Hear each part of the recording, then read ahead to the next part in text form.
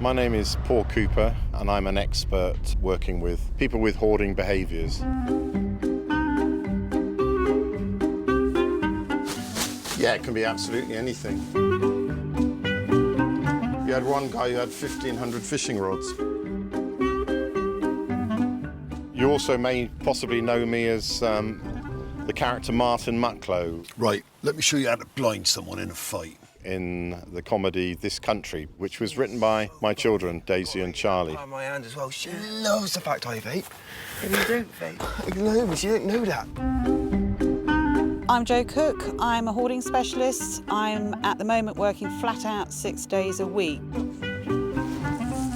There's a real need out there for a condition that is completely misunderstood.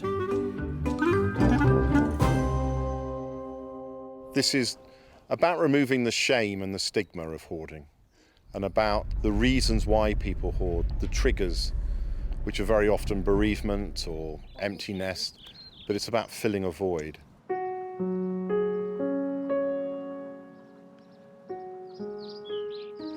This picture is, my honeymoon. I'm an artist, and this is a honeymoon. And this is eating in the restaurant in Paris. Today is it's very sensitive. It's 51 years things have accumulated, so there's a lot of stuff in the house. Yeah, we kept the hotel key for many years.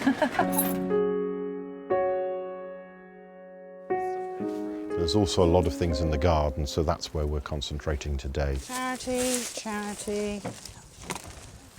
For me, it's overwhelming. I think with many people, it's dealing with a sense of overwhelm that we're managing rather than the stuff sometimes. It is, but the stuff is secondary. I think to give away the very, very things I desperately want to keep, I keep doing it. I've given away most precious things over these last few weeks. Very, very precious things I've given away. You have to empower the person with hoarding behaviours. This bag is for books for charity, and this bag is books that you want to keep. Unless they are part of that process and in control of that process, there's no sustainability, and they'll just kind of re-hoard. For charity? Yeah, well done. Here today, the good thing is that there's so many people helping. Having the family helping is key. But there comes a time, a tipping point, where you have to intervene and start kind of help. But I think people basically are in denial until it becomes, a huge problem and starts spilling outside. I think this could go. I think there's other colours that suit you better, yeah?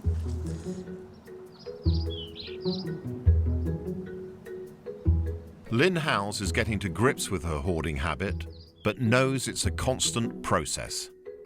Immediately I can see some large plates that I bought for people that would be useful for Christmas presents, a jigsaw puzzle, cleaning products, a fan, paperwork, shoes, a suitcase. Because of the amount of things in there and how overwhelming it is to try and decide what to do with all of these items, you just get into a paroxysm of not knowing what to do. It is really difficult to just tidy it up. You look at the things, sometimes when you're looking at them you get caught up in the memories. This bear growls. Then you think, oh, I've been here half an hour and I've done nothing. Then you feel bad. Then you try to move on to something, and again you think, this could be useful, I'll keep this. But it's not actually a real bear, it's a basket.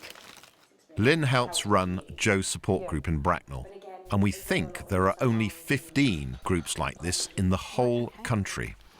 Hello everybody, welcome. It's thought there are roughly 3 million people in Britain with hoarding behaviours. One of them is Alison. Most of my hoard is hidden away. So you kind of, unless you open the drawer. That's a complete lie. It's not, everybody knows what I'm like. As soon as they come in my house, it's so obvious. Whilst people will be prepared to help, sometimes their help is not what you need.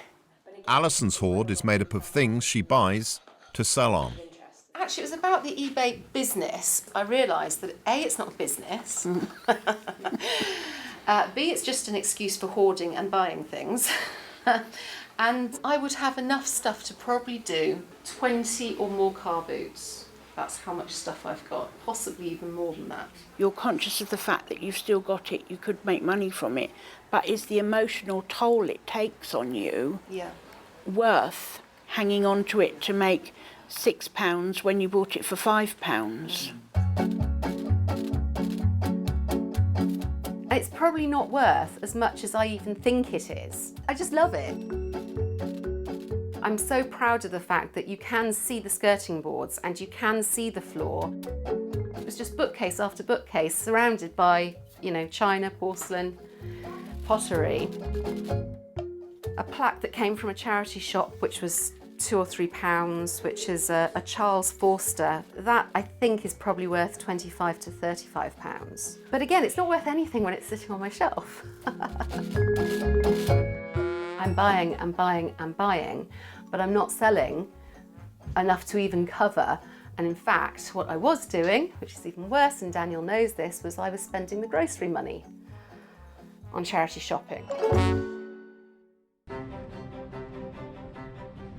Today we're on our way to see Roger in Wantage. Incidentally, birthplace of Alfred the Great. Not a lot of people know that. Anyway, I digress. Roger doesn't have hoarding behaviours, but his late wife did, and he's finding it hard to let go of her things. Hi guys. Hi, Roger, how are you? Hi, Roger. Nice to see you as always.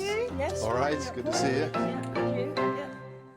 She used to collect everything, and I've chucked out so much stuff. Say 40 sacks from my bedroom and sacks of stuff from everywhere.